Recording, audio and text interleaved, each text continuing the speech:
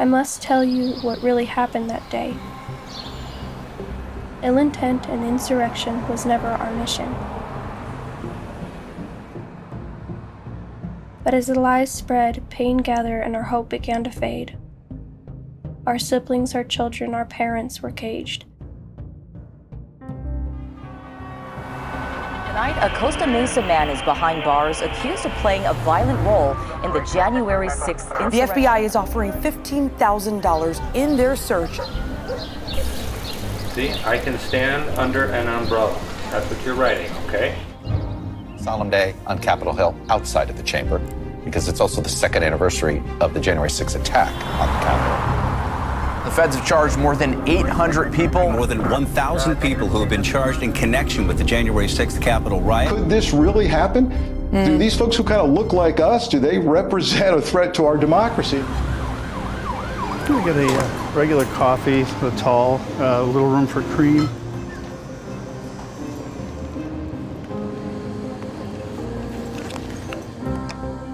I began investigating January 6th back in 2021. I have since traveled across America, exploring how this country has changed because of January 6th. In 2023, I gained exclusive access to 40,000 hours of security videos from Capitol Hill. Video that we're watching was never shown to his defense team. So his lawyers didn't have this No. video. What do you think the footage shows about the way the media has been covering it? It's going to change narratives no matter what your political perspective is.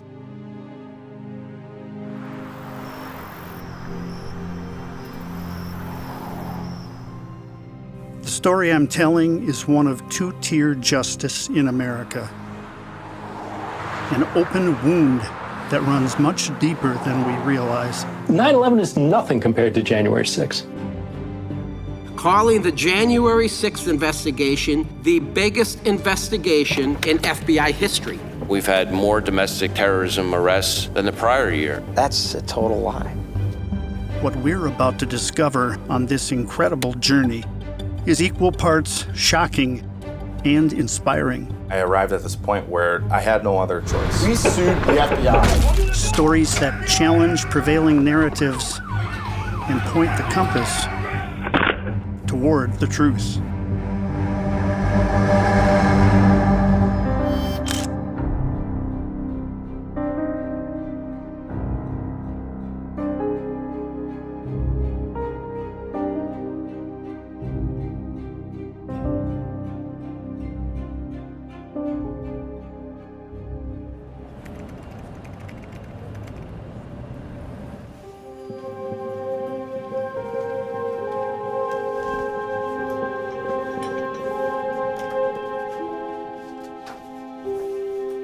Each of these has very interesting stories.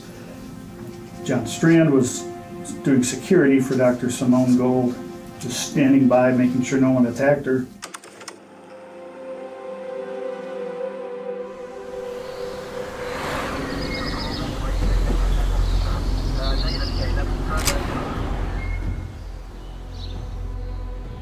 It was about 10 or 11 in the morning on a Monday. We were at work on a conference call.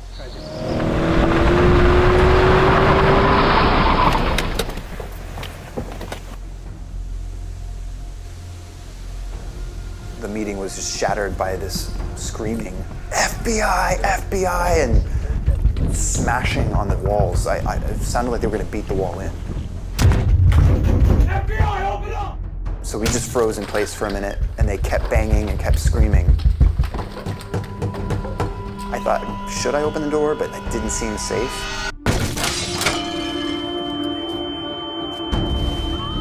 Before I could do anything else, they literally broke the door in pieces and rushed inside with assault rifles.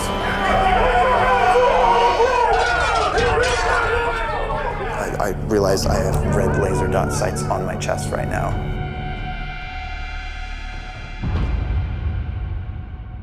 The first opportunity that I actually had for January 6 subjects to be arrested was in August of 2022.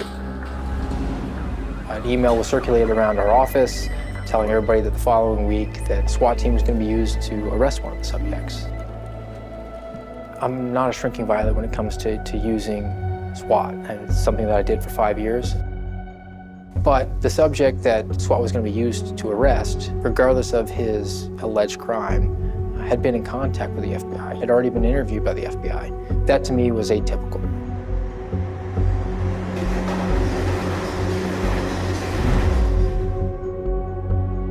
The Munn family of Borger, Texas, was one of the cases that we studied.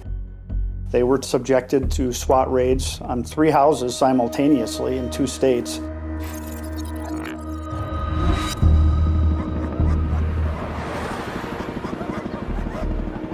July 12th, I believe it was. We were woken to the FBI on our doorstep.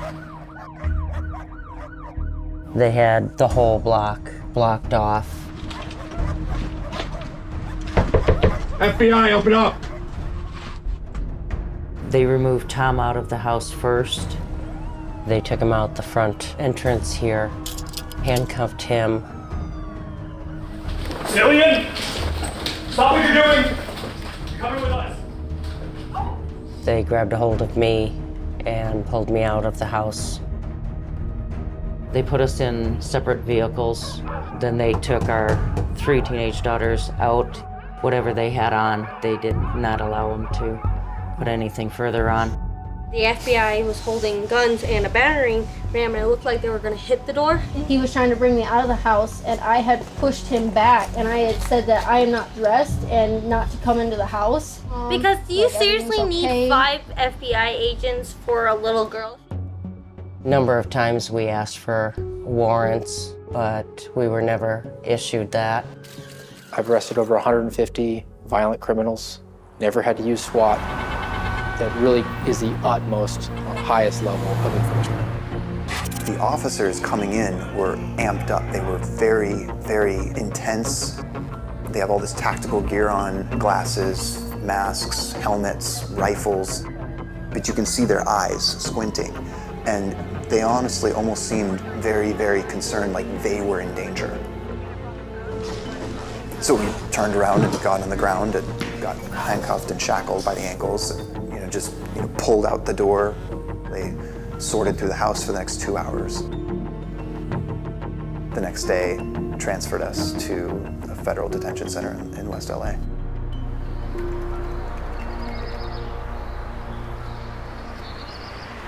Major developments in the prosecution of those rioters involved in the January 6th attack on the U.S. Capitol. Former FBI supervisor has been arrested for his part in the January 6th U.S. Capitol. I've been a journalist for almost 40 years. It just seemed to have real appeal to do research and dig into things and then to see it in print.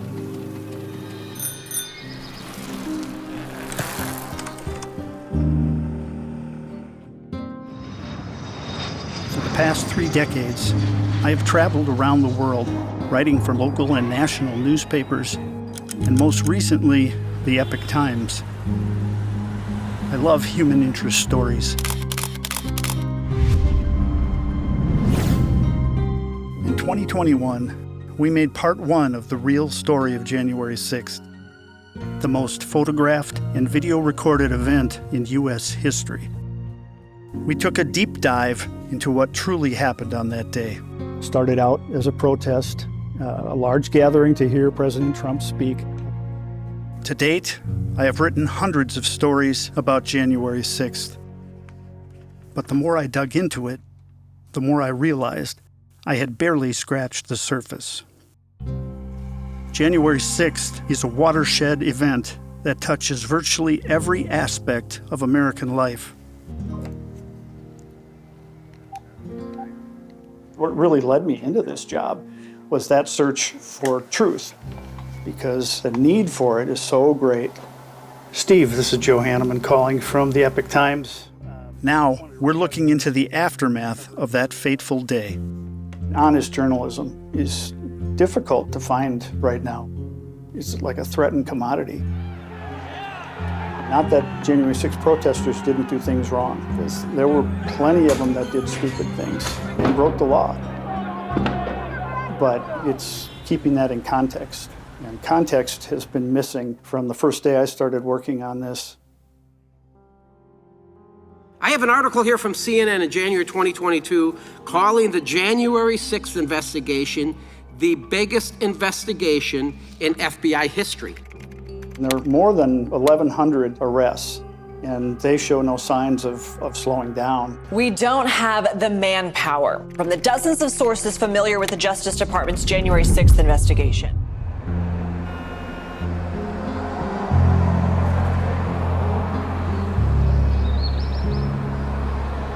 To get a full picture of the investigations, I wanted to know how the FBI has allocated its resources in the past 3 years and what it all means. I'm heading to the Heritage Foundation to find out. We sued the FBI for their accounting of agent man hours. The data that showed January 6th, the FBI went full board. The Washington field office completely dedicated all their man hours towards January 6th and then surged well above their usual man hours. We asked for the numbers from January 6th, that month of January, and then the preceding year when the Black Lives Matter riots were ravaging Washington, D.C. What we found was that the FBI attributed, I think, 16,000 more hours to total investigations as it relates to January 6th. You're seeing the FBI, 2 years after an event, still going out around the country, breaking down people's doors over simple trespassing charges. Arrest made today by the FBI. New at noon, a former FBI agent was arrested in Oregon for his alleged. This is the new norm of federal law enforcement. I was surprised to learn just how much FBI manpower was pulled off violent crime cases to investigate January 6th. Behind the FBI's arrest tactics after January 6th, what's the real story? We interviewed 2 whistleblowers from the FBI.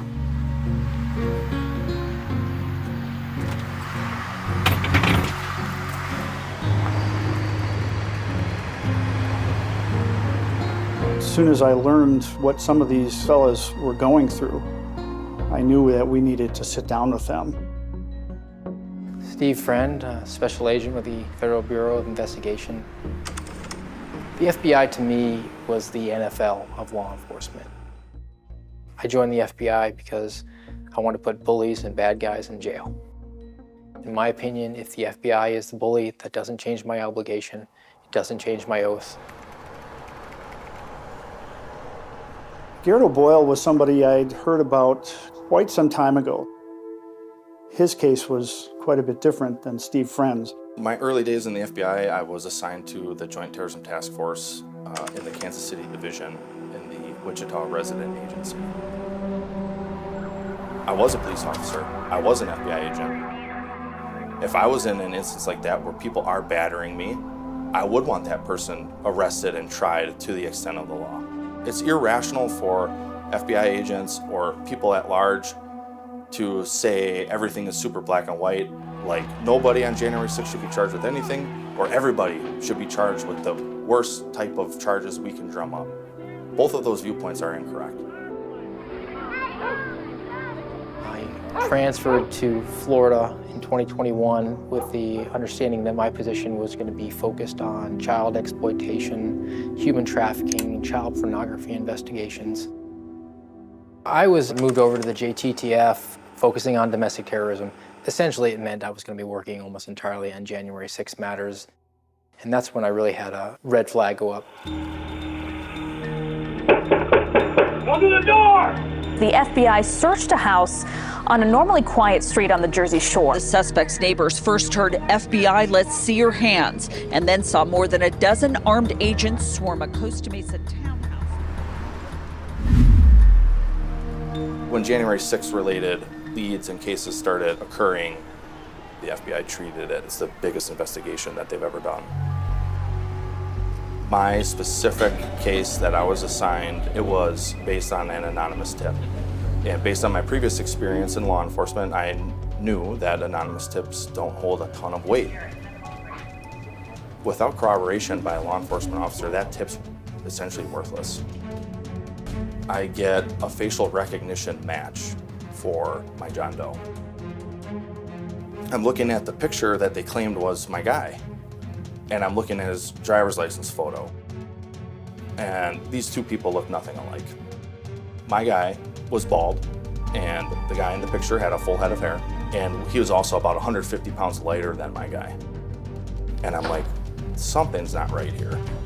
Something's not right with this at all. Eventually, I get a hold of the person at the Quantico lab who made the facial recognition match. And he tells me that he had received a different photo. Well, it turned out that that photo was somewhere between 20 and 25 years old. But you can't use a 25-year-old photo and then claim that it's a match. That's insane. You can't do that for any investigation. Like, legally, I can't do that. Now, like, my spidey sense is like in full activation because I'm like, they really want this information bad, and it doesn't make sense as to why. But clearly, they're pushing at this point to open as many of these cases as you can. I had already made protected disclosures to my chain of command, and they were simply falling on deaf ears. I don't know every agent in the FBI. I know a fair amount of them. They all agree that what the FBI has done with January 6th is inconsistent with its values. They frankly object to what we're doing.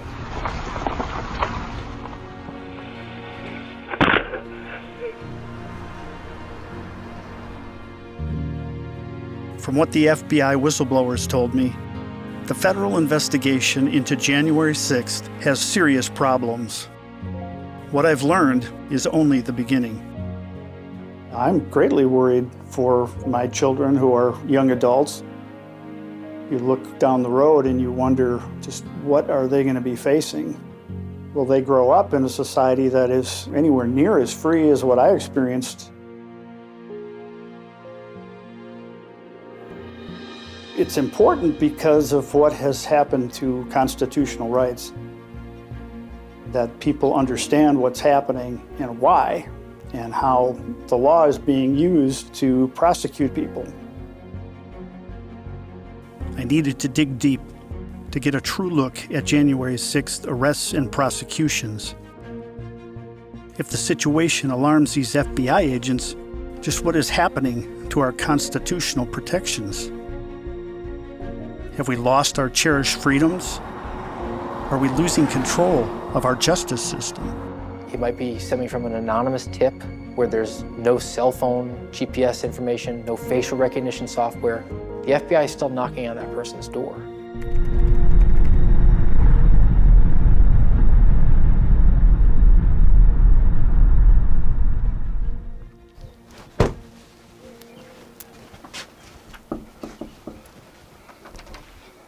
Hello. Hi, Joe Hanneman. Nice to meet you. Tom Munn.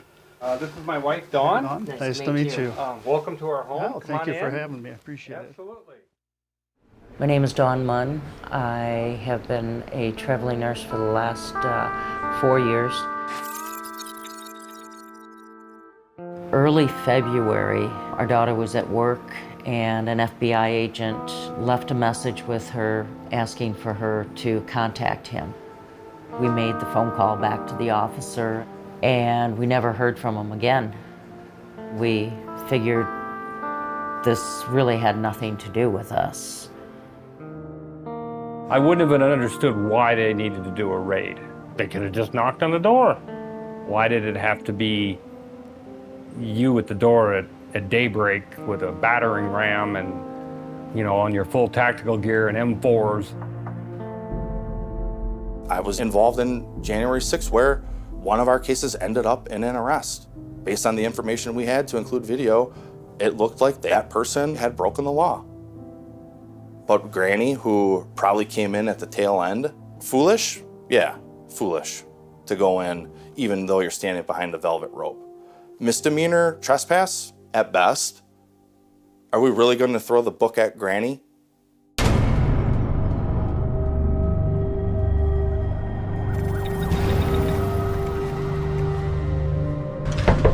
FBI, open up! FBI, we have warrants! Come to the door!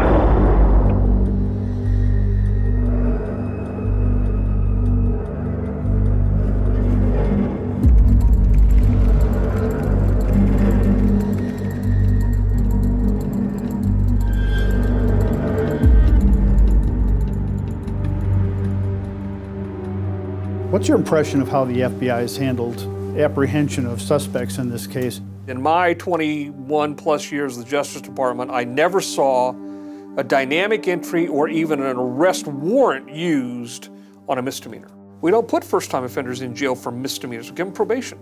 They abandoned that rationale with the January 6th cases. Those involved must be held accountable, and there is no higher priority for us at the Department of Justice. While I'm aware that an arrest warrant is a legal order from a judge, I also have an oath to protect the Constitution, and I felt that us being outside the rules with following our case procedures was a potential breach of the Sixth Amendment for due process. I met with 2 assistant special agents in charge, ASACs, in Jacksonville, addressed my concerns with problems with abuse of power. They voiced back to me that I was insubordinate, that I was being a bad team player. They told me that they would be in touch. So I drove home. And 3.5 hours later, received an email telling me that I was not allowed to report to work the next day due to my unwillingness to participate in January 6th, and that I was going to be considered absent without leave. 9/11 is nothing compared to January 6th. And the fact that the FBI and the rest of the government, if they are not on the same sort of war footing that we were on in the weeks and months and years after 9/11, shame on everyone. Violent, deadly insurrection on the Capitol 9 months ago. There was a deadly insurrection that the right wing is trying to cover up. Deadly insurrection. That's how history may record January 6th.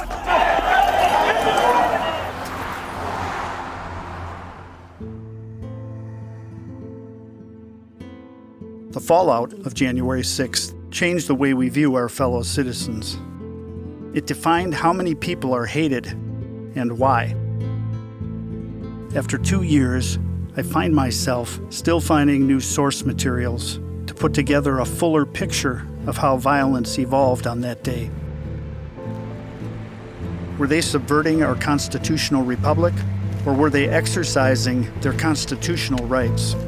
We submitted a spreadsheet with close to 100 video clips that we were looking to obtain from the House committee. To date, through all of our visits, we've obtained about 50% of what we asked for, and we are still waiting. Most of this video has never been aired publicly. There is going to be a lot of very newsworthy things for us to look at. So when did they actually start throwing things in here? Like, do we know the exact moment? This was about 1:20. These both had concussion capability, and they also released tear gas. And eventually, as you saw here, this I think was the first one where a protester picked up a flaming round and sent it right back. In this area here, on the north side of that west front, in an hour you had 40 explosive munitions going off in this group.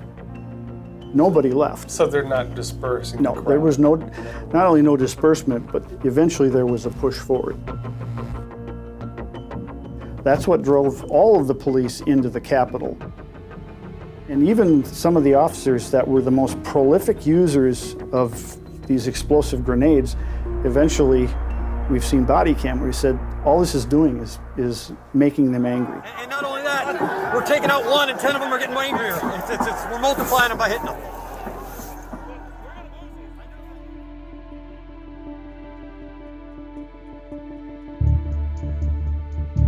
A black swan event is an event that occurs that spirals out of control because it's completely unanticipated. And the parties involved are reacting in a way that is escalatory. And so 250,000 very passionate Americans show up in the Capitol. The Capitol Police and Metro PD were undermanned. I'm ashamed of you! And there were instigators and agitators. And they were able to take advantage of the passions of the crowd and get everybody riled up. I have given warnings about chemical munition. I need the less than lethal team positioned above me to start deploying. Launch, launch. When the young man got shot in the face with a rubber bullet or a pepper ball or whatever it was, that I think aggravated the crowd. Stingbo deployed! Stingbo deployed! And then the police escalated again by throwing CS gas into the crowd. Then, of course, the physical violence starts happening. That escalates. It spreads throughout the crowd. That's the very definition of a black swan event.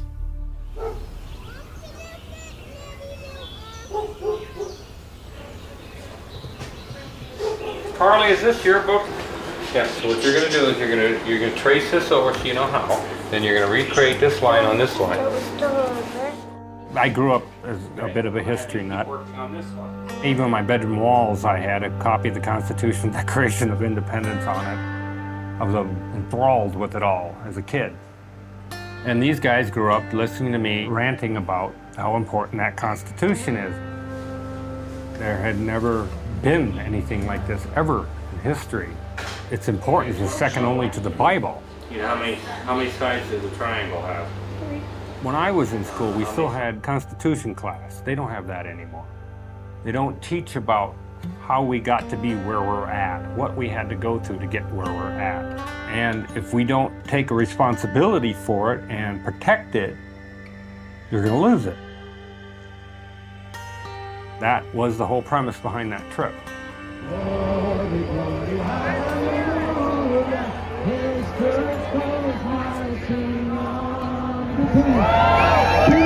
I had met the nicest people that I had there. It was almost like I knew these people beforehand, and like my heart was full. I didn't feel anxious or cold. I still get shivers just thinking about it. I can't really explain it. I must let you know what really happened that day. It rings through our head a price we still have to pay. The police had already been shooting tear gas as we were approaching. We heard several people scream. The crowd just kept pushing, and you almost got kind of like tunneled into what would have been the broken window.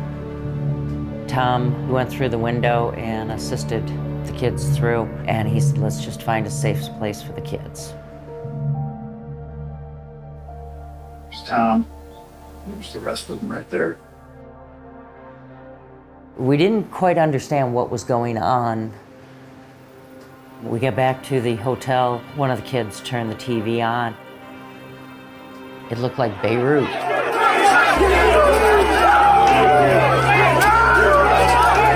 all stood there, just dumbfounded. This is now effectively a riot. 1349 hours declaring it a riot.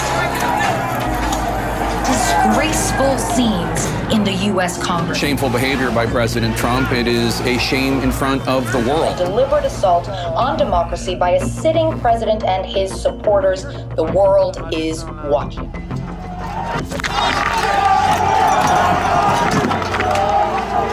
One of the most troubling questions from January 6th is whether there were provocateurs or suspicious actors in the middle of the crowd. Retired radio journalist Bobby Powell has been trying to blow the whistle for 3 years with video evidence he shot on the east patio of the Capitol.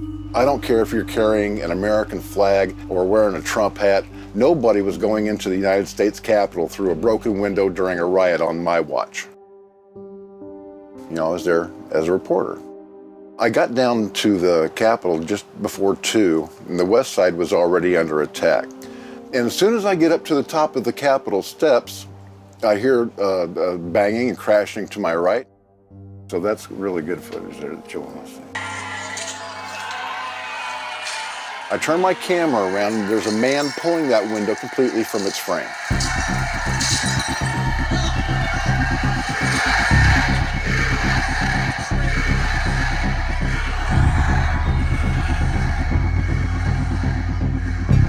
He asked me, why don't you guys open up the rest of it? And I said, because that would probably be illegal. So, you know, it was clear from the things that he said to me that his intention was to open up that window and get people to go inside.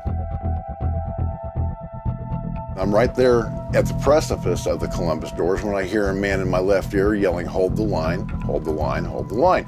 Now, I feel his hands on my back pushing me inside. My camera turns around, and by the grace of God, I catch a good video of this guy holding the doors open with a pole. As soon as I got everything together, I put it together a nice little package, and I sent it to the FBI on January 15th. And to this day, he has not been identified. I don't care about money. I want this crime solved. They were calm. They were cold as ice. Okay, they knew exactly what they were doing. They acted like they were supposed to be there. Who are these men? Why have their images never been uploaded to the FBI database? Matter of fact, I've got the literal receipts right here in my pocket. United States Postal Service sending these thumb drives out 20 at a time. Reporters, politicians, they're just ignored. And it's really making me angry. I've given this video to everybody with a pulse in media. But nobody wants to talk about my two guys. They don't want to talk about the 80 other guys that Attorney Brad Geyer has found with his team of attorneys. So at about 1:57 or so, the group of provocateurs broke away from about midway on the steps in the west, strafed the north side of the Capitol, and started gathering at the bike racks. Those bike racks were taken down in a coordinated fashion. It took 40 seconds. Meanwhile, directly to the east of the steps, there were hundreds of people stacked in there that included provocateurs and suspicious actors, and arrived at roughly the same time as the group that came from the northeast. We've worked with experts in that space, the suspicious actors that we've flagged as meriting further investigation. They're provoking police at the architectural stage. There's probably as few as 6 to 8 people who actually removed the barriers in that northeast. And had you not had them there to remove the barriers, the crowd behind would never have just moved to fill the space. Very few people had requisite intent to actively go and trespass. To most people, the vast majority of people who entered, they thought they had permission to do so. I'm sorry. 5 members of a Texas family today facing charges related to the January 6th riot at the Capitol. It's the Munn family. All 5 family members now face multiple federal charges. What Dawn Munn, the mother, said at sentencing. In her plea for leniency, she emphatically leaned in again on her questions about the 2020 election, saying she still has questions, still wants answers, and it was those questions that brought her here. I pulled up my Facebook, and a neighbor had put a post of seeing our whole family hang in the tree in front of our yard.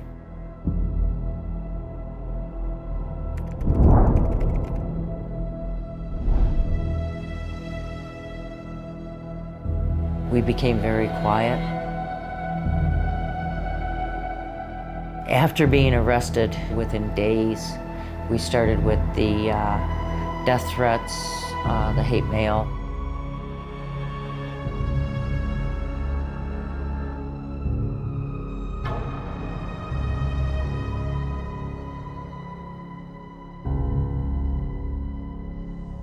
This was pre-punishment. You know, you haven't even been stood in front of the first judge in a case, and yet, you know, you're treated like you're some sort of a dangerous criminal. We're on watch lists now. We are, well, what they called us was a domestic terrorist. I had spotted a black SUV out this window. We saw him parked there, kind of surveilling the house a number of times. You're the first person that we've shown this to. When we came home after being arrested, we were having trouble with the internet. We found this attached to our router When he removed it off of that, put the router back to a normal status, all of our internet was fine. It was actually 2 units. It was? Yeah. Okay. Screwed together. Yeah, screwed together. I'm going to grab some photos of this and send it to a couple of former FBI agents that maybe will be able to identify the part.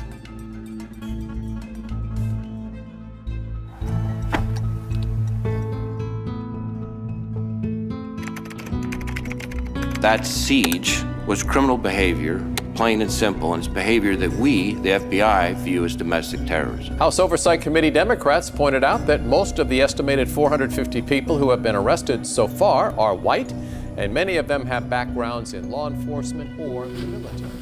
Over the past 3 years, hundreds of people like the Munn family have been labeled by the FBI and the Department of Justice as domestic terrorists.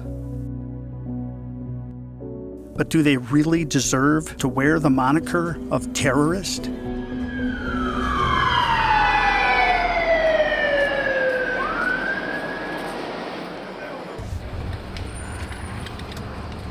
The idea of what government should control has changed drastically. There are some people who want government to micromanage everyday life. They want the nanny state. And that's only possible when you allow it to control everything.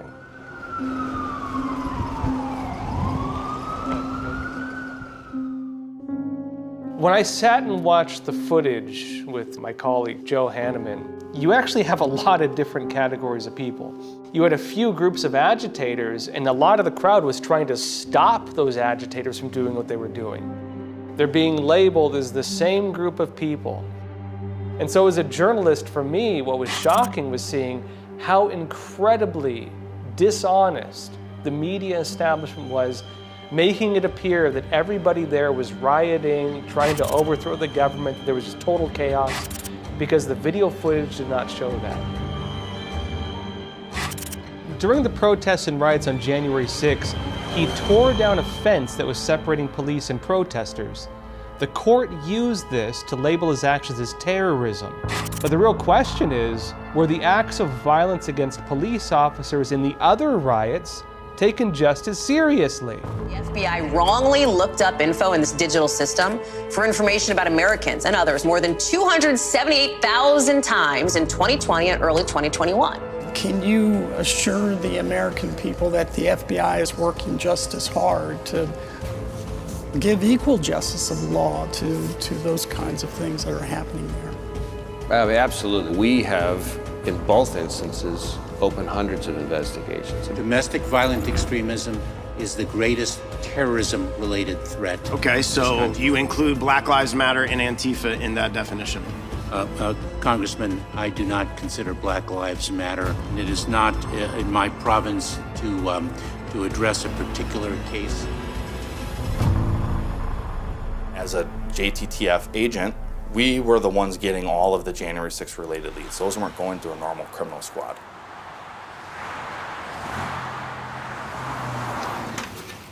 Is there an inherent problem with the FBI's strategy to combat domestic terrorism?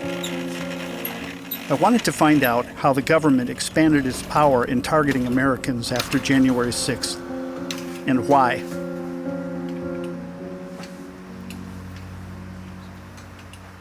Is there a definition of domestic extremism? Does the federal government define this term? Yes, they do. Every organization has its own definition. There is no singular definition of domestic extremist. When I was at the DNI in the National Counterterrorism Center, I had access to everything the FBI had on domestic extremism. After I left the DNI, I sat down and wrote basically an intelligence report on our country. And I sent that document to the DNI to get it approved for release. DNI looked at it, FBI looked at it, DOD looked at it, CIA looked at it. They all approved it for release. They redacted about 15% of it. But none of what they redacted was actually classified information. It was all just embarrassing to the FBI. There were virtually no real domestic extremists. They were all suspicions. There is a method in the FBI by which they are able to manipulate what the American people think is a big threat. You may be surprised to hear there is no specific federal law against domestic terrorism. Tonight, the FBI agents are demanding one. Last month, FBI Director Chris Wray told Congress domestic terrorism was on the rise. Just in the first 3 quarters of this year, we've had more domestic terrorism arrests than the prior year. If domestic terrorism is made a federal crime, it could lead to more resources to prevent the next attack. That's a total lie. That's a total lie. You can't turn around and advocate for a federal domestic terrorism law because you're just trying to get around the First Amendment. You either are going to defend the Constitution or you're not. A federal statute to go around the First Amendment will only make matters worse. I basically took these concerns to my leadership at the DNI in the National Counterterrorism Center, and I laid out my concerns about the desire of the FBI to get a domestic terrorism federal statute to basically get around the First Amendment. And they weren't comfortable with that. The national security mission for the FBI has a problem. And COINTELPRO that we saw in the 70s was the exact same thing. They were spying on Martin Luther King. They were violating everybody's civil liberties, right? All to protect national defense, for national security purposes. Fast forward to 2001. Now the big threat is Muslim violent extremism, Islamic violent extremism, because 9/11 happened. The country is in this massive catatonic state of fear. That's when the FBI really shifted into becoming an intelligence agency, thanks to the Patriot Act. Today we take an essential step in defeating terrorism. With my signature, this law will give intelligence and law enforcement officials important new tools to fight a present danger. Now what? They turn it inward and say, hey, call us and give us information on your neighbor if they're a MAGA Republican, and say they're a terrorist. That should scare everybody of any political bent.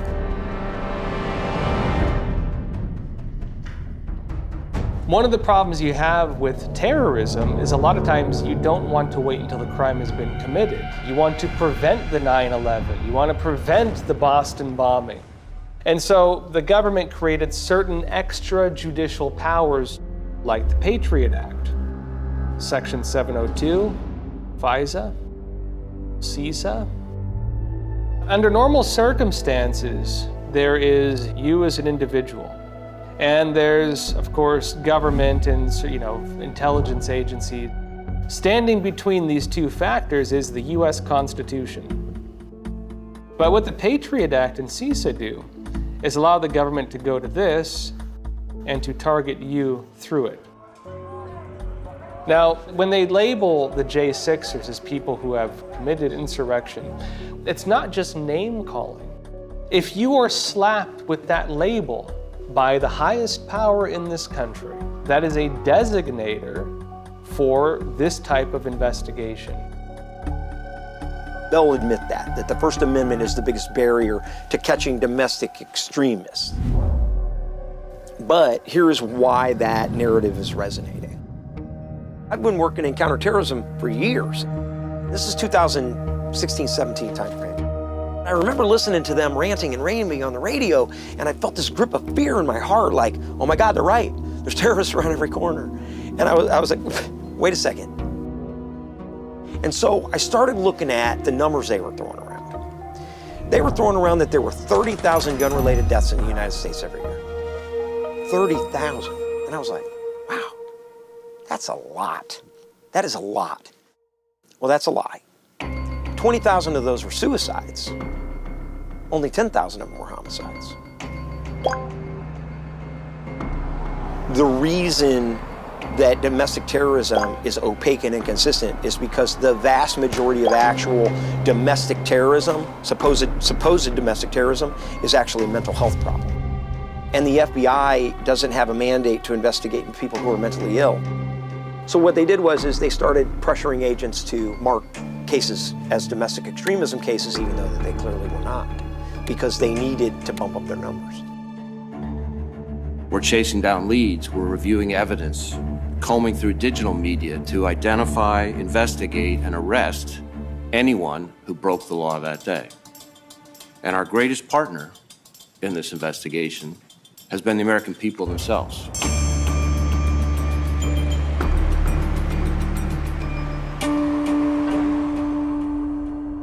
The pressure to open as many domestic terrorism cases, and especially January 6 cases, as possible is very real. Our justice system is supposed to be functioning in a way that helps flesh that out. The punishment is supposed to meet the crime. We're doing the exact opposite of that by misrepresenting literally half the population as violent extremists. We've had now dozens of whistleblowers come talk to House Republican staff on the Judiciary Committee. In fact, one of them is testifying in a transcribed interview as we speak. The first time I went to Congress was in November of 2021. I arrived at this point where I had no other choice. After the experiences I had had with my chain of command and them not doing anything about my legitimate concerns, I started taking those concerns to Congress every time.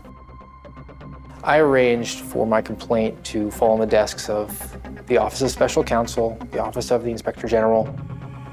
Mr. Friend was a domestic terrorism investigator for you, and he was told by one of his superiors that January 6th was, I quote, a higher priority than pursuing child pornography cases, end quote.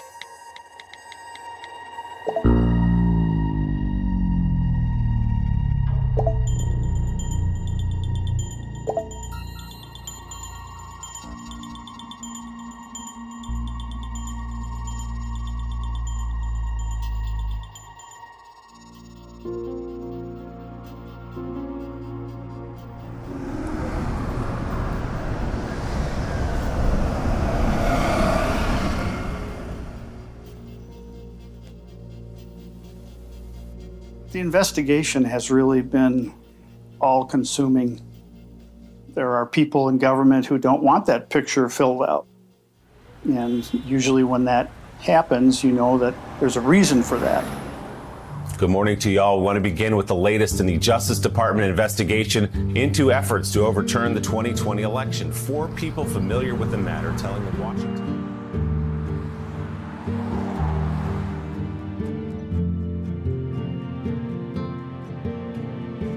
This is our actual criminal complaint.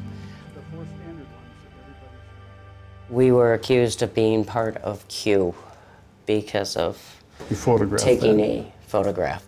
And they had a field day, including the media, that we loaded our camper up and went to DC. We passed that in Virginia. If you actually look, there is a license plate, which is Virginia. I figured that out, yeah. It was very hard to convince the judge that I don't have no idea who that is.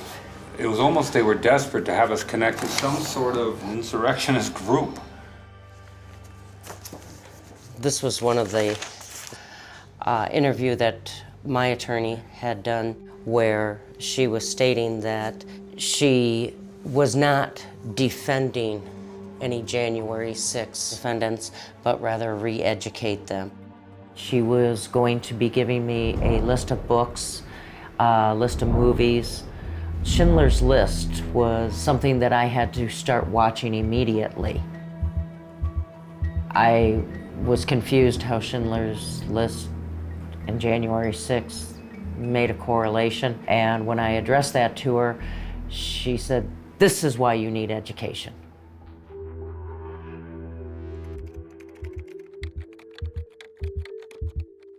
Because the District of Columbia is so heavily Democratic, upwards of 98% voted for Joe Biden, that's an anomaly right there. You probably won't find that anywhere else in the United States.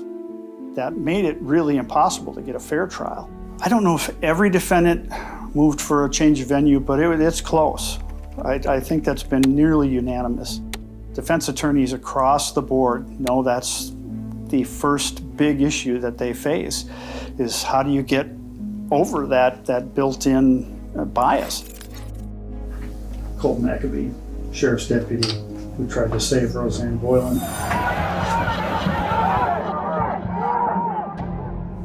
He's been in jail for 2 years.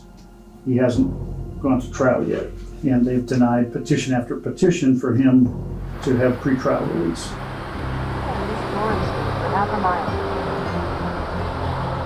We're traveling to Tennessee, south of Nashville, to meet with and interview Sarah Maccabee, who is the wife of Colt Maccabee.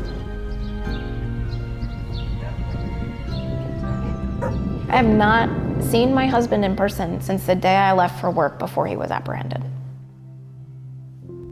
He has been serving time for almost 1.5 years for something that he never did. If you would have told me a year ago that I would have still been having to do this today, I wouldn't have believed you. These are American citizens being held without due process, having their constitutional, their God-given, and their human rights violated. In America, you're supposed to be innocent until proven guilty. And he's an innocent man. And he has been punished for something that he never did. It's my right as an American, and I'm going to fight for my husband, whatever means necessary in that aspect. The last hearing in front of the magistrate judge in Nashville was September the 8th, and he released him on bond. Judge Frensley said, I don't see him being a danger to the community. He was never a flight risk. That was thrown out immediately. The government immediately appealed, and it went into the hands of the DC court where he was assigned Judge Emmett Sullivan. 3 weeks later, we went back in. It wasn't even a 5-minute hearing. He said he's denied bond. There was a day when the Department of Justice would do their investigation first, marshal their evidence, then indict you. And here they seem to want to do the opposite. They're just going to identify you on video, arrest you, and then figure out what the evidence is after that.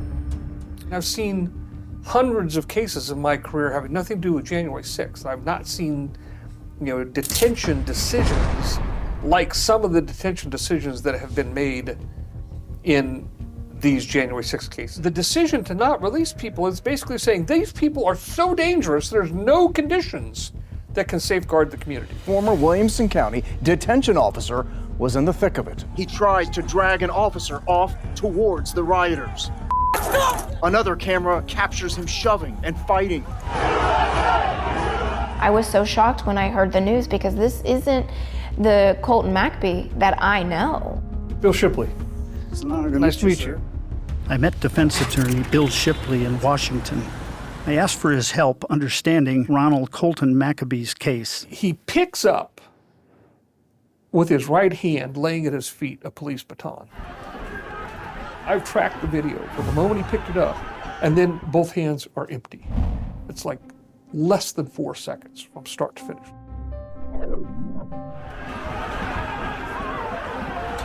He's a deputy sheriff in Tennessee, courthouse security officer. He's trained in the use of that baton as a weapon. If he's jumping into the middle of this fight for the purposes of engaging in a battle with the police officers there who have batons, would he toss the baton aside?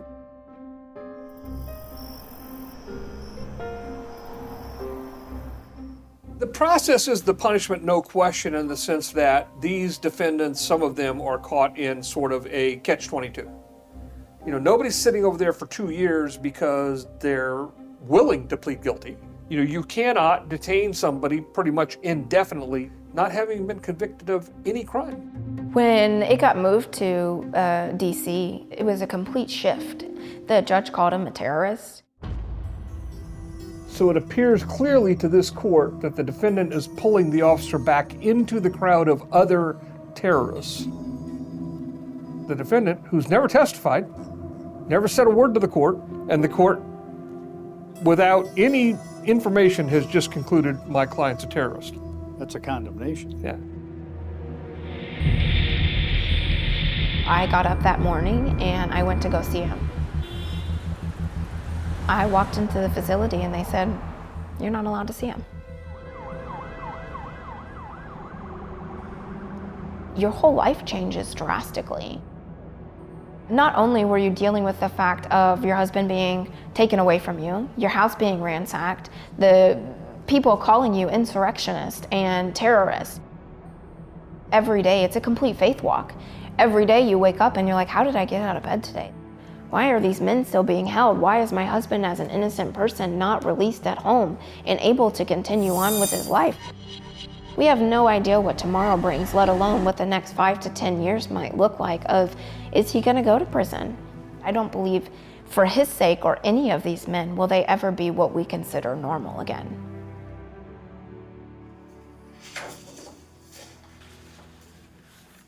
Five counts, one being a 20-year prison felony for obstruction of justice, and then 4 misdemeanors. We filed motions, asked for change of venue, and et cetera. They were all denied. I had no intent to enter. I didn't understand the grounds were restricted. That was totally not clear. And even entering the building itself was unclear because the doors were open from the inside and cops were allowing people in. So it seemed like that was just their crowd control measure at the time. Regardless, I physically had no ability to not enter the building. I was crushed inside, and any police officer that ever gave me an instruction, I immediately followed without any incident. But I'm not sure why anyone's suggesting I did something that's worth a 20-year felony. That's totally insane. As I thought through every action that I took, that I'm responsible for my actions, but not others. And I understood, I am not guilty of anything. I made the decision more than a year prior that I knew I was innocent, and therefore I was going to stand on that innocence. I went to trial because I needed to stand up for truth and give a truthful witness. I did that not just to declare my own innocence. Standing on what I knew to be true was more important than that, and it was the only thing that I was willing to do.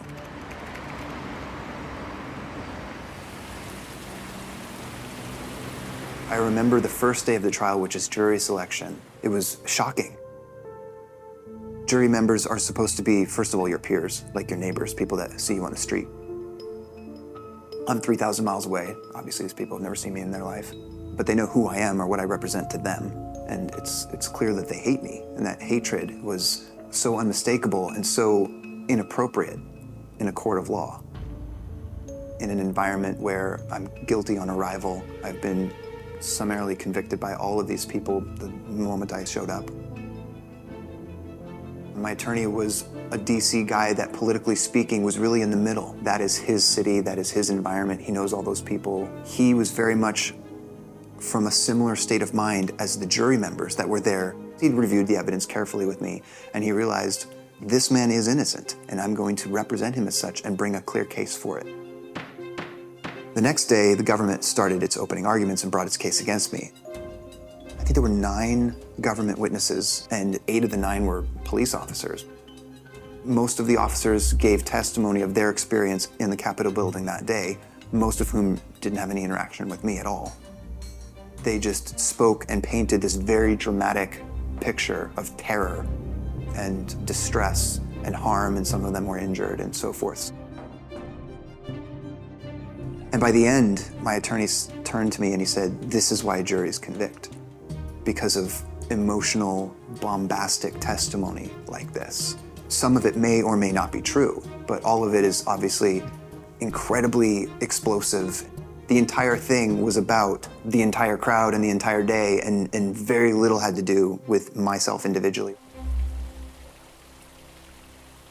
I do recognize that some people did things they shouldn't have done, and that didn't make matters any better.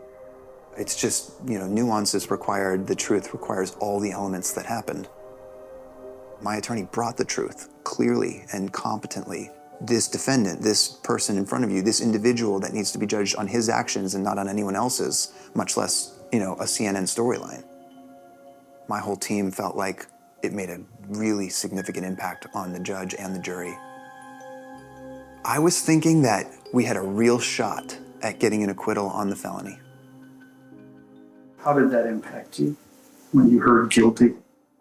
My initial reaction was sorrow and disappointment, chiefly for my defense attorney. Someone chose the truth and the right action over a path of convenience. And for that to be just completely disregarded is just so detached from reality and from the truth. I certainly am facing a maximum potential of 23 years based on the charges that were convicted.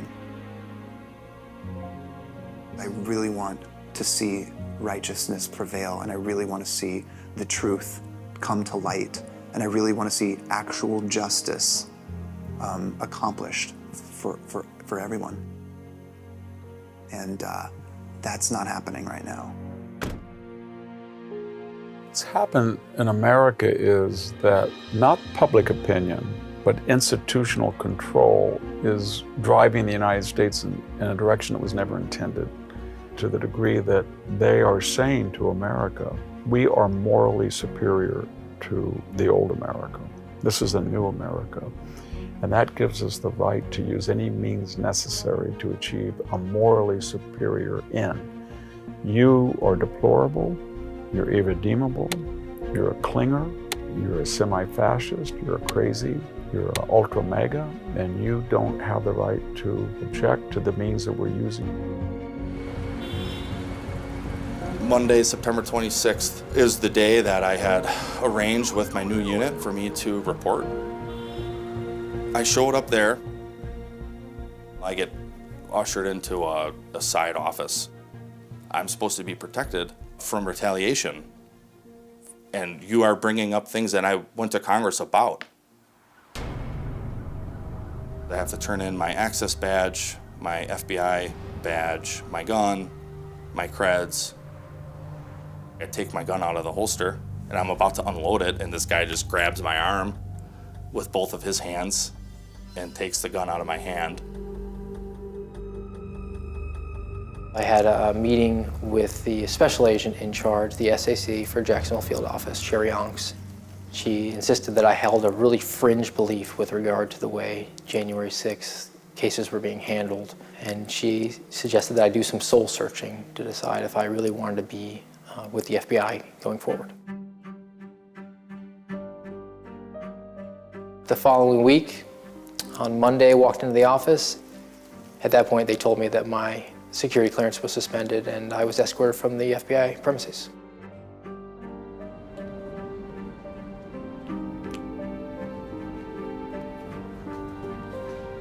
As soon as we were in the news, that's immediately when contracts were canceled, jobs were lost.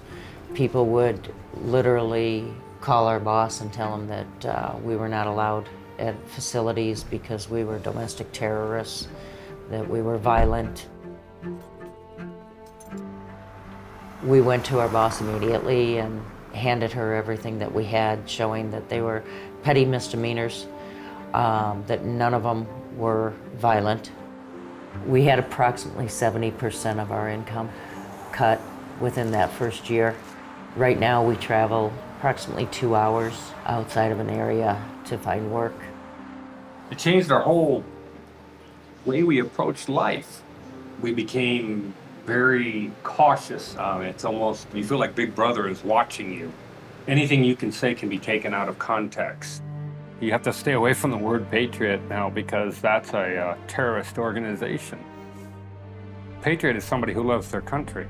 They believed in their country. They believed in what it stood for. And it was that important to them. They loved it that much that they would give up, and many did give up everything for it. That is a bad person now. That is somebody you need to be afraid of. I recall a morning that I was in a dark place and had a very hard time getting out of bed. Christy left her children with her husband and drove across town and knelt down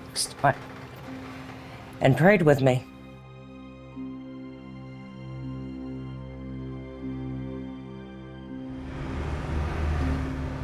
You can't be an FBI special agent if you don't have a security clearance. So at that point, I realized I was going to be on a path of discipline that might end in my separation from the FBI.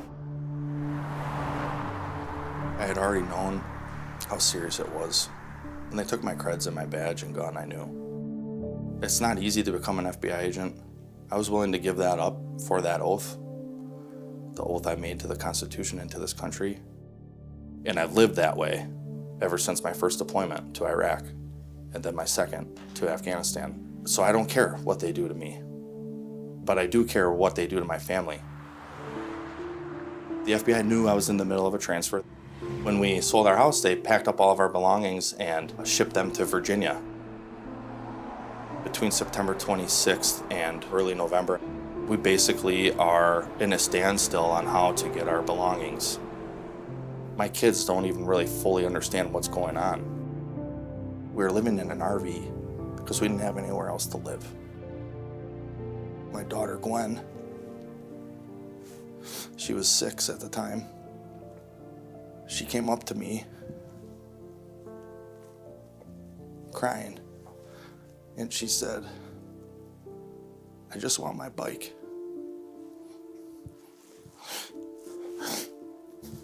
Why? Why can't I have my bike?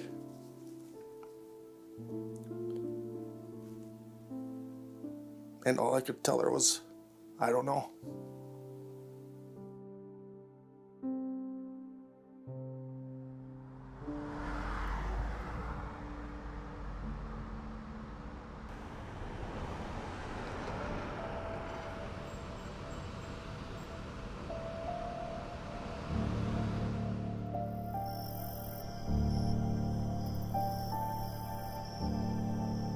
A lot of times late at night, if I'm working on stuff, it'll catch up with me.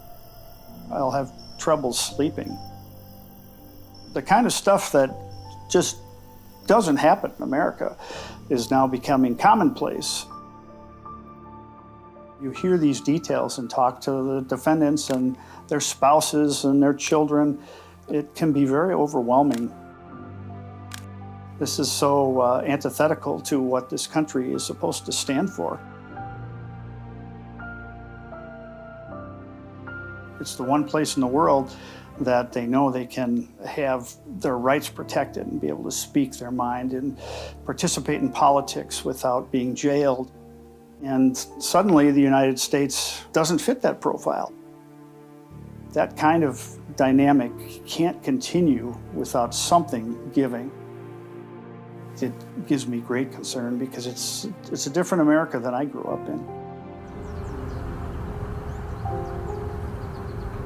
Thank you, Father, for bringing us all together safely once again. It's through you that we thank you. We just ask that you would bless our time together and bless this food that you've always provided for us. Uplift those who are in this room together. Amen. Amen. Thank you, Dad. Do you want sour cream, honey? Yes, please. No, neither? We're gonna eat a plain potato? We've been downgraded, so we don't have an officer anymore. We have a technician, as I understand it. Correct. If we go somewhere, we still just have to notify them. But When we get to the point of actually looking at the move, we will have to get permission from our probation officer that would receive us in Wisconsin. Thank you, Joel.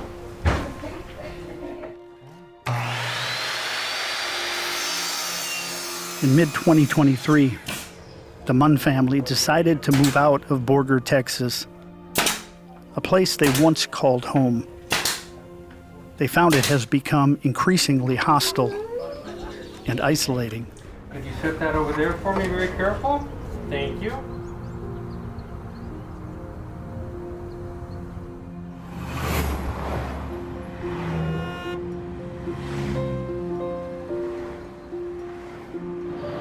I'm nervous, for sure. It's, I looked it up this morning, 672 days. I know he's nervous too. I really appreciate it. Have a good night.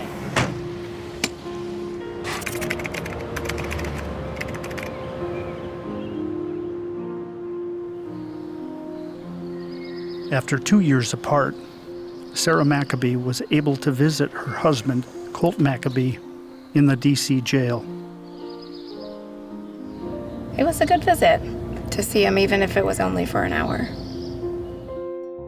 There are things that happen where you get angry about, you get emotional about, where you're like, you know, how much longer can I continue this fight? But then you're like, you're not doing this for yourself. I pray that these men come out and as a group and can say, let's go and reform things. Let's make sure that this never happens in America again. I was willing to lose that career, knowing what would happen by causing a family to become homeless in the manner in which they did. It only strengthened my resolve to stand firm on the truth. I have a hope for my girls that they're gonna grow up in a free United States that, for all of its errors and sins along the way, is still free. And that's why it's incumbent on me and others to keep pushing. And honestly, for more FBI agents and other government employees to say, man, that looks tough, but it's the right thing.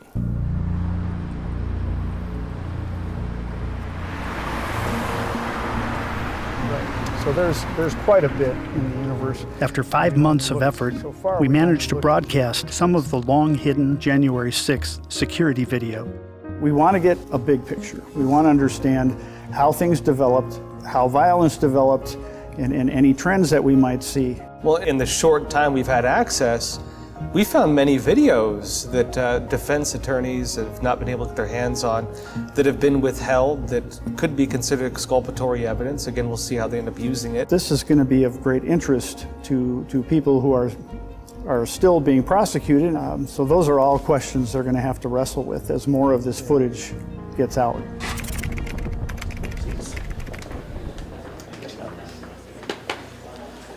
The critical feature of our gathering today is to better understand how people were treated in the follow-on to January 6th. And in that regard, I'm very pleased to welcome our witnesses. I'm only standing before this committee because my nephew hanged himself. He had struggled from the start to live with shame and the damage to his beloved family and many friends, caused not by guilt, but those criminalizing the First Amendment. Hello, my name is John Strand. I refuse to take a plea because the government's statement of fact in that plea was nefariously false, and because I was not guilty of any criminal intent. The DOJ's dishonest distortions of my free speech to frame me as a criminal and mislead a jury have led to my wrongful conviction of serious crimes. And a DC judge's fury at my public criticism of the government's behavior has landed me years in prison. That is the textbook definition of fascism.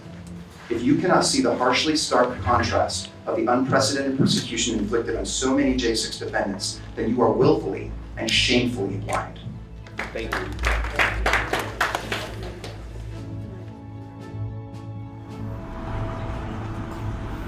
After months of being suspended without pay, the FBI whistleblowers we interviewed were called to testify before Congress. Today it's the American people.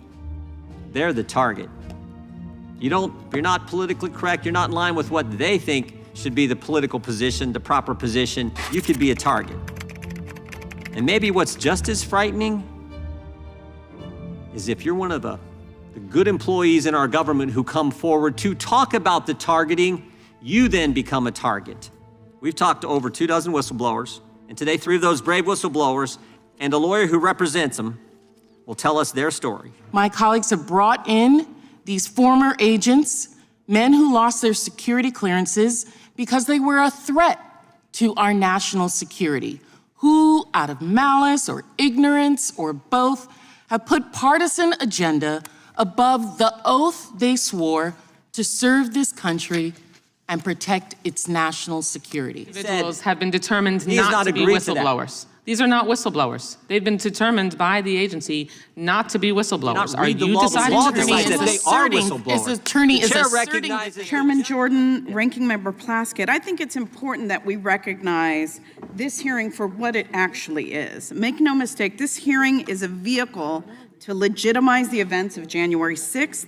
It was a shocking moment of political violence, and many of us on this dais, including myself, were there that day. Mr. Allen, is your account at Marcus A970-50645? That is absolutely not my account. Okay, that's not your account. Well, on December 5th, 2022, an account under the name Marcus Allen retweeted a tweet that said, That quote, is not my account, ma'am. you haven't let me finish the question, Might sir. have been the football player.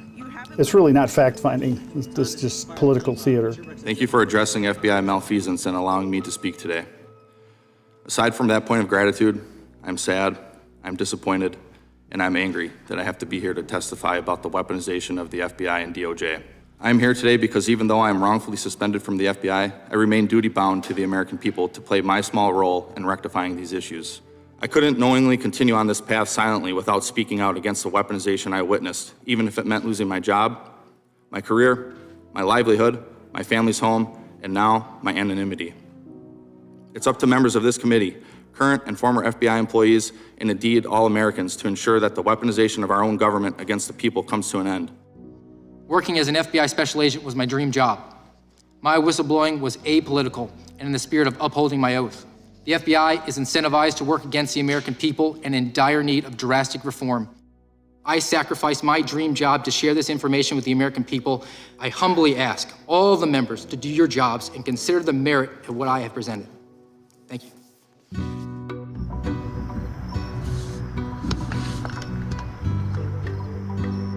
The truth is like a lion. You let it loose. You don't need to defend it. It will defend itself. And this is really, in essence, what I'm trying to do, is to get this information out. And if it is truth, it will defend itself, and it will stand up on its own against constructed narrative or propaganda. After the hearing, it really did take off. Heading into the hearing, I honestly thought we would do that and then head back to Wisconsin like nothing ever changed. More and more people are starting to say, hey, what is going on in an agency like the FBI? If they can do this to their own employees, what can they do to the rest of us? I can sleep at night and know that I did the right thing, and that's really, at the end of the day, all I want to teach my kids. I want them to be smart, I want them to be successful, I want them to be well read and liked, but if I can teach them to be good, then I can live with that. Ashley Babbitt, Roseanne Boylan, Kevin Greason, Benjamin Phillips. It's 9 p.m. on a Monday. This has become a nightly ritual. Supporters gather outside the D.C. jail. They pray for the January 6th defendants and sing the national anthem. They want their stories to be heard. Even from behind bars, defendants flash the lights to share this patriotic moment with supporters outside.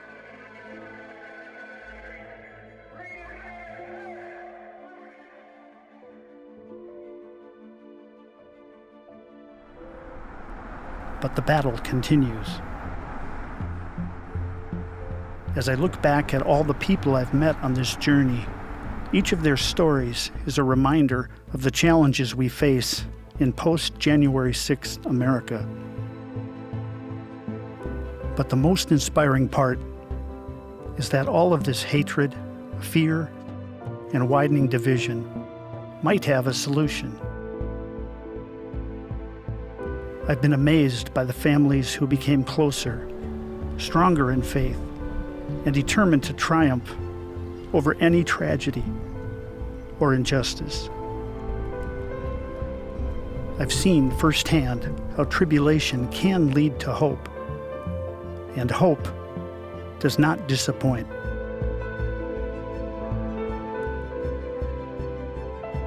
This story is not just about January 6th. It's about upholding the Constitution of the United States of America, the revered text that guarantees our freedoms, our freedom of speech, our right to due process, freedom to petition the government for redress of grievances, and the cherished ideal that we are innocent until proven guilty. These fundamental rights are worth fighting for.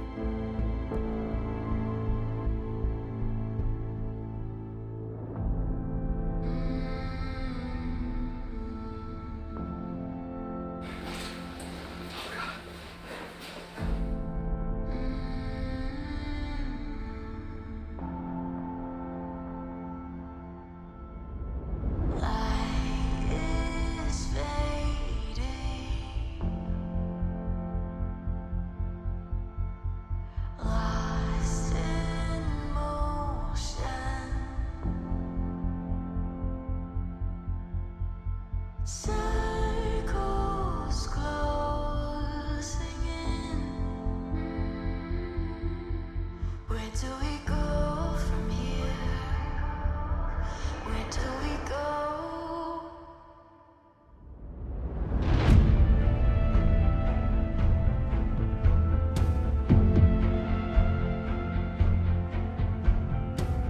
Thank you for watching the real story of January 6th, The Long Road Home.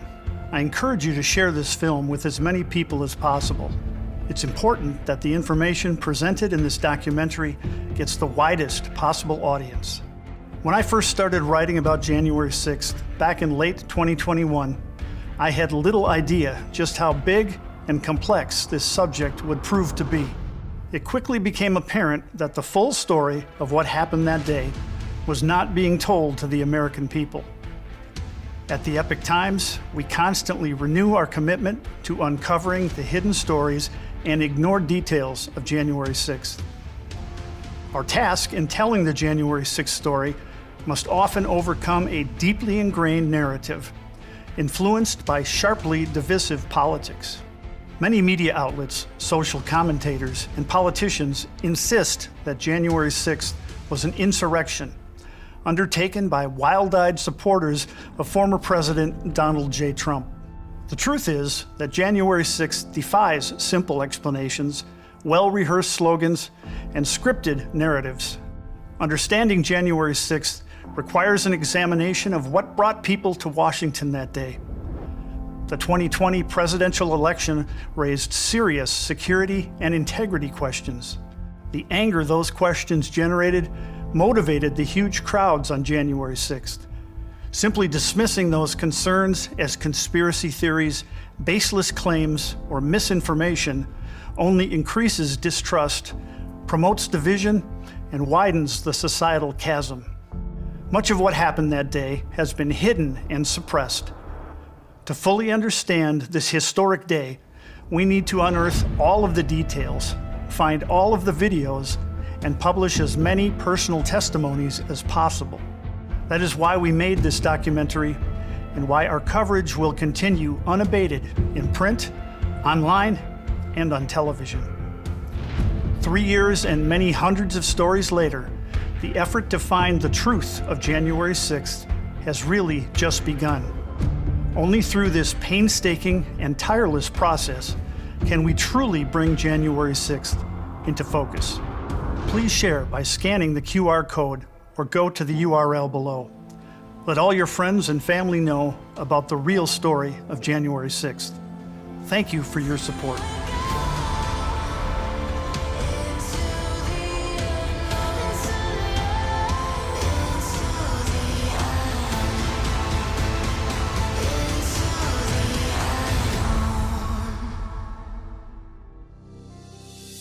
Do you feel what the eyes can't see? You hear it calling way down deep. Trust your heart, it'll keep you true. This world expects so much from you. From the dark out into the light, it'll come in the middle of the night. You were raised in the sacred place. Evil runs when it sees your face. Throne calls your name.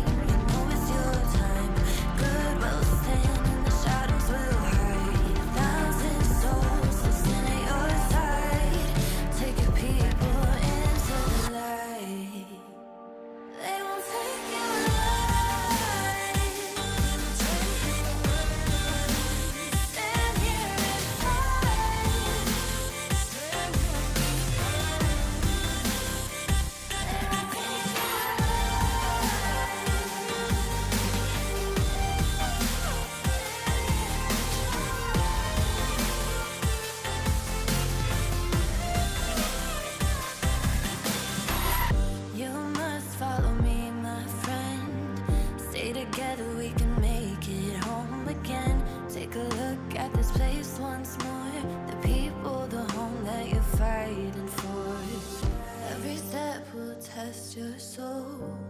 You will walk out pure and whole, stronger than the day before. Tomorrow you'll fight for more.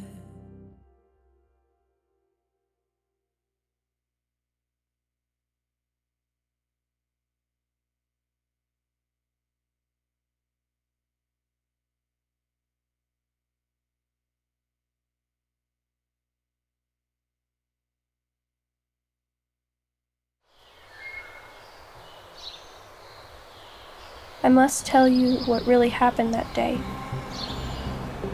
Ill intent and insurrection was never our mission. But as the lies spread, pain gathered, and our hope began to fade. Our siblings, our children, our parents were caged.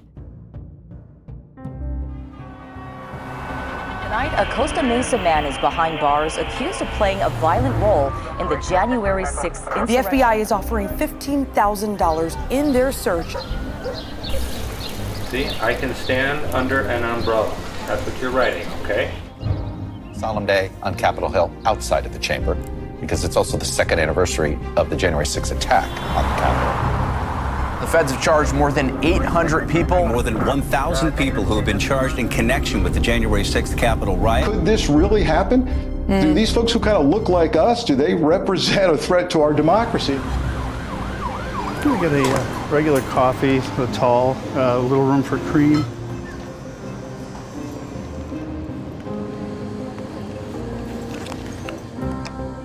I began investigating January 6th back in 2021.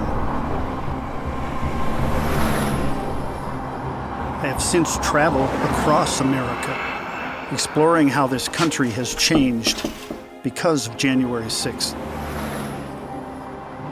In 2023, I gained exclusive access to 40,000 hours of security videos from Capitol Hill.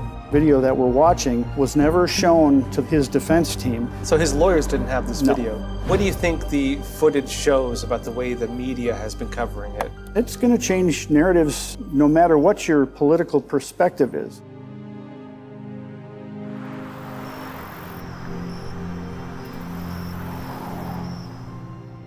The story I'm telling is one of two-tier justice in America.